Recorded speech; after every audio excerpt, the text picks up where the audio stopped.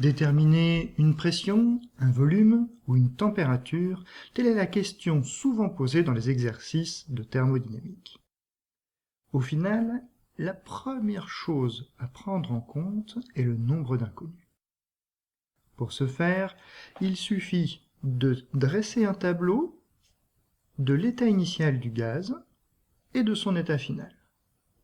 Pour l'état initial, pression, volume et température sont souvent indiqués en début d'exercice, et pour l'état final, il va falloir rechercher dans l'énoncé les mots isobar, isochore, isotherme qui caractérisent la transformation afin de remplir au mieux ce tableau. Dans le cas le plus simple, nous n'aurons qu'une seule inconnue. Prenons l'exemple d'un piston soumis à un chauffage qui permet de doubler la température. Donc on part d'une pression P0, d'un volume V0, d'une température T0, et on suppose qu'on va passer à 2T0, le tout évoluant à pression constante. On a donc une transformation isobar.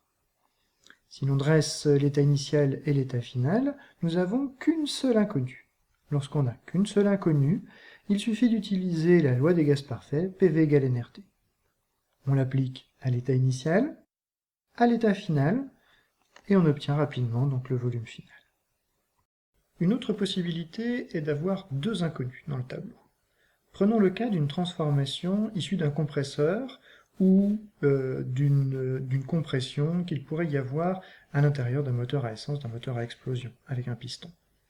Les transformations, le modèle utilisé est alors la transformation adiabatique et réversible pour un gaz parfait. On va considérer ici que le volume est divisé par 10 dans un laps de temps suffisamment court pour supposer la transformation adiabatique. La pression, le volume et la température sont bien définis à l'état initial, et l'état final possède deux inconnus, la pression et la température. Si vous avez les hypothèses adiabatiques, réversibles, et qu'il s'agit d'un gaz parfait, vous pouvez utiliser les lois de Laplace, connues sous la forme de l'équation PV puissance gamma égale constante. Cette constante est valable pendant toute la durée de la transformation. Cette constante, à l'état initial, vaut donc P0 V0 puissance gamma, et à l'état final vaut PF fois le volume final, qui est divisé par 10, donc V0 divisé par 10. Il ne reste plus donc qu'à isoler la pression finale pour obtenir P0 multiplié par 10 puissance gamma. Le cas le plus difficile que vous pourriez traiter est le cas d'une transformation brutale. Par exemple, lorsque un récipient est sous pression et qu'on le met au contact de la pression atmosphérique, le gaz va très rapidement donc prendre toute la place disponible. Prenons l'exemple d'un piston, initialement à 2P0, maintenu par des cales, en noir ici.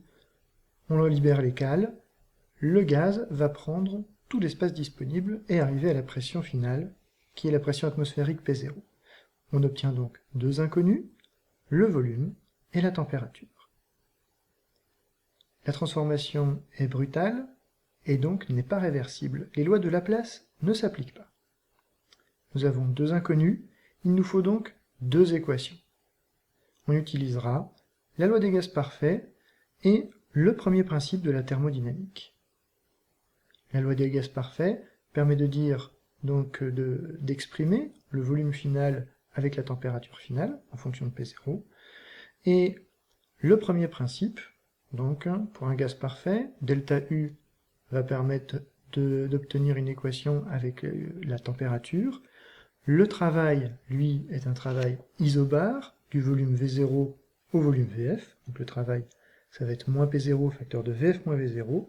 La transformation étant brutale et rapide, elle est adiabatique, Q égale 0. Essayons d'isoler la température.